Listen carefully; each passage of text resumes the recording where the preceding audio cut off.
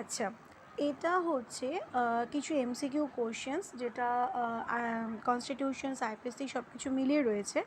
তো ফার্স্ট কোয়েশ্চেনটা হয়েছে which article of the Constitution of India provides that subject to the other provisions of the Part 13 trade, commerce and intercourse throughout the territory of India shall be free? কোন article Indian কনস্টিটিউশনের এটা বলছে যে যে part 13-এ যতগুলো provisions mention করা রয়েছে সেগুলোকে follow করে মাথায় রেখে ট্রেড, কমার্স এবং ইন্টারকোর্স করার ফ্রি হবে throughout the territory of India, সেটা কোন আর্টিকেল বলছে? Option A article 300, option B article 300A, option C article 301 and option D article 203। Right answer option C article 301। কেন?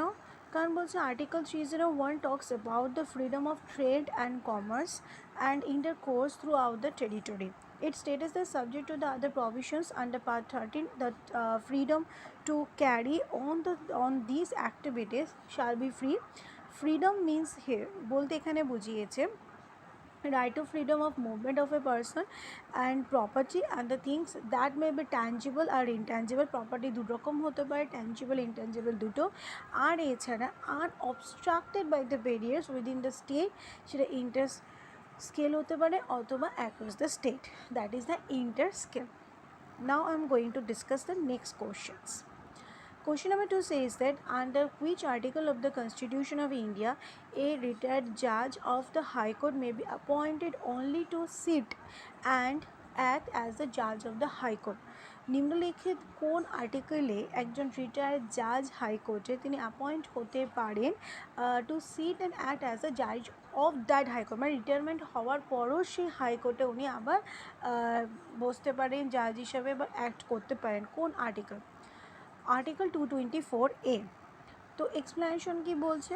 বলছে আর্টিকেল 224A এটা বলছে যে chief justice of high court May at any time, তিনি যে কোনো সময় প্রেসিডেন্টের কনসেন্ট নিয়ে অথবা যে রিকোয়েস্ট করতে পারে যে কোনো ব্যক্তিকে who has held the office of a জাজ, জাজের অফিসটা হোল্ড করার জন্য সেই কোর্টের অথবা অন্য যে কোনো হাই কোর্টের জাজকে সেই কোর্টের জাজ হিসেবে অ্যাক্ট করার জন্য বা পদটাকে হোল্ড করার জন্য সেই স্টেটে।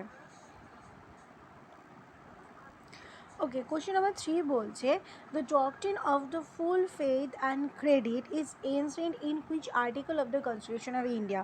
निम्नलिखित कौन सा आर्टिकल में the doctrine of full faith and credit का जो प्रोविजन है वो मेंशन किया गया था? Article 261, article 368, article 148 and article 256। जो करेक्ट आंसर है वो आर्टिकल 261 में है। Okay, next question that sixth schedule of the Constitution of India applies to which of the following states? Option A Assam, Tripura, Meghalaya, Mizoram. Option B Assam, Manipur, Nagaland, Tripura. Option C Assam, Tripura, Mizoram, Nagaland. And last option D Assam, Meghalaya, Manipur, Nagaland. Correct option A, that is the Assam, Tripura, Meghalaya, Mizoram.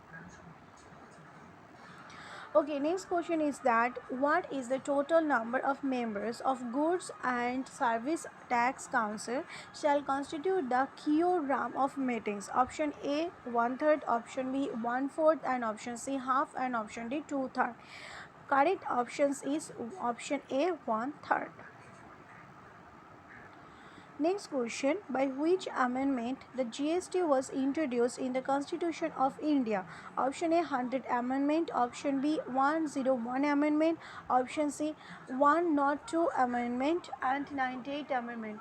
So correct option is option B, that is a 101 amendment. Next question, which article of the Constitution of India provides for personal immunity to the President and Governor for officials acts?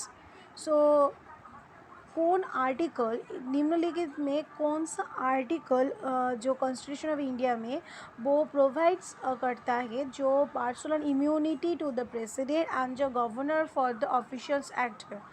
Option A, that is article 362, article 368, article 363 and article 361. So option is correct, article 368. Next question, according to Article 343 of the Indian Constitution, which one of the following is the language of union? तो निम्नलिखित में कौन सा language union language है? Article 340 के 3 तरीके। तो option A Hindi in Bandeli script, option B Hindi in Devanagari script, option C Hindi and English both, and option D only Hindi not English. So इसमें करेक्ट ऑप्शन है option B Hindi and Devanagari script. Next question, in respect of India the term republic stands for, in respect of India जो republic का terms है उसका meaning क्या है? Option A क्या है? India is no more dependent upon any outside authority. इसका मतलब है क्या इंडिया और दूसरे कंट्री के ऊपर, दूसरे जो आउटसाइड का अथॉरिटी उसके ऊपर डिपेंडेंट नहीं रहेगी। और ऑप्शन बी ने बताया है head of the state is elected by the people. इसका मतलब है जो स्टेट का हेड है उसको इलेक्टेड करना पड़ेगा जो स्टेट का पीपल है उसके द्वारा।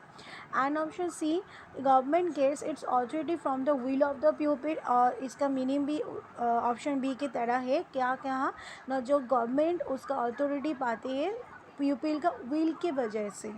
अगर हम लोग का विल होता है जो उसको इलेक्ट करने के लिए as a leader, as a government of the India, then he will be get a power.